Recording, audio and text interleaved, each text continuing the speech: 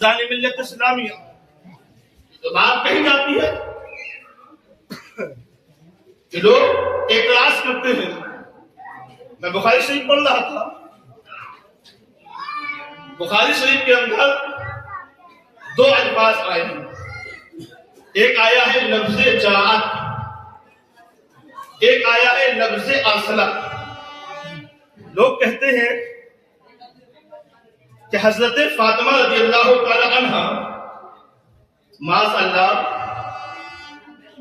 ایک مجلس میں، ایک محفل میں حضرت صدیق اکبر رضی اللہ تعالی عنہ کی بارگاہ میں.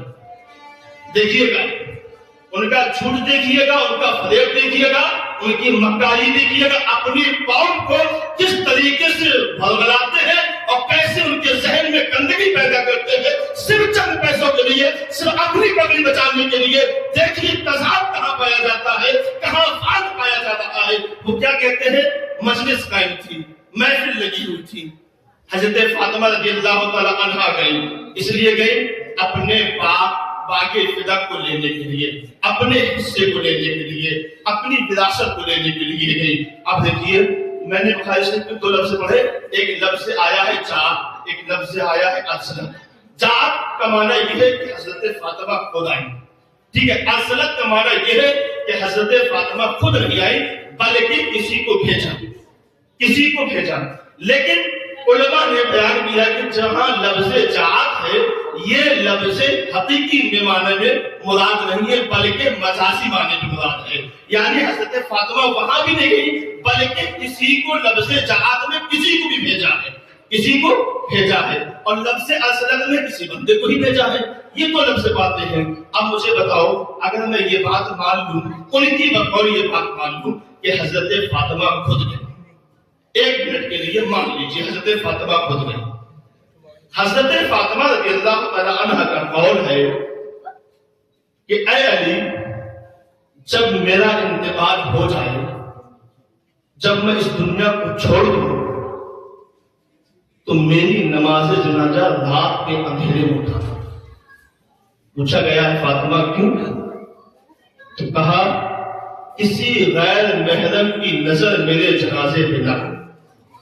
اب دیکھیے کسی غیر محرم کی نظر میرے جنازے پہ نہ پڑے، یہ فاطمہ کا قول ہے.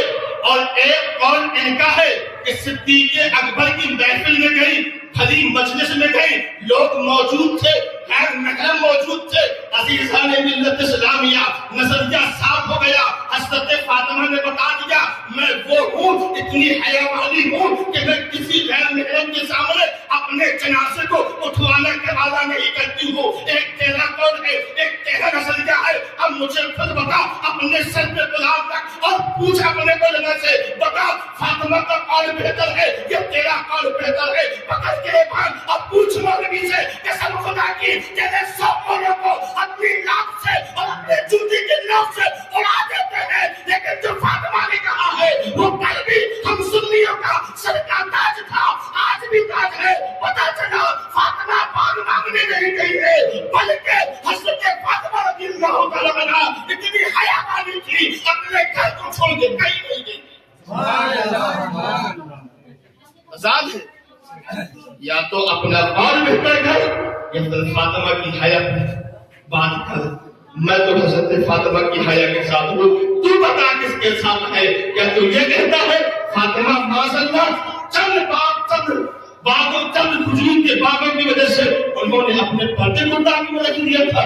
نانا عزیزان ملت اسلامیہ ایسا ہرگز نہیں ہے بلکہ حضرت فاطمہ رضی اللہ تعالی عنہا اتنی حیا والی تھی کہ جن کا قول یہ تھے کہ میرے نماز جنازہ کو اگر اٹھایا جائے تو رات کے اندھیرے میں اٹھایا جائے تاکہ کسی غیر محرم کی نظر میرے نماز جنازہ پہ نہ پڑے. جس کا قول اتنا اچھا اور بہتر ہو اور اس کو تم بھرے مجمع میں پہنچا دیتے ہو تو میں سمجھ نہیں آتی ہے. تم کہتے ہو فاطمہ کے وفادار ہوئے، پتا چلا اپنی روٹی سیکنے کے لیے، اپنے پروگرام کرنے کے لیے، قوم کو گمراہ کرنے کے لیے تم نے یہ جھوٹ گڑا ہوا ہے تاکہ صدیق اکبر پہ کچھ کہا جا سکے. کہنے کا مطلب عزیزان یہ ہے کہ جو فاطمہ غلط تھی یا صدیق غلط تھے، کل بھی وہ صحیح تھی، آج بھی صحیح ہے. جو لوگ روٹیاں سیک رہے ہیں وہ اپنا جہنم کو ٹھکانہ ڈھونڈ رہے ہیں.